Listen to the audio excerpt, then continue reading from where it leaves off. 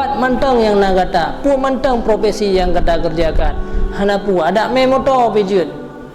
bahkan nak murid beliau memoto tapi malam gayo semua sembel jadi yang kenyan bahkan nak kelih pun hanjek ke kita mahli nah aleba hanjek ke aleba hana santri perumoh je santri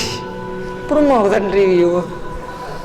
nyemban berarti sikap abun yang gayo ajarkan ilmu pengetahuan hana santri perumoh hana anak hana ni perumoh pi hana yang gagal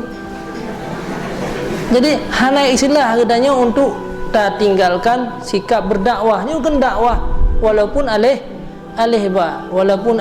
walaupun awame jadi berangkat samudang sumber walaupun dengan awame jadi rupanya orangnya berkah sehingga uronyo tidak kalah kiprah daripada abun dan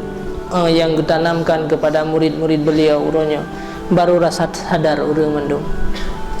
kiban gara-gara abun sudah berubah wajah para alumni menjadi seorang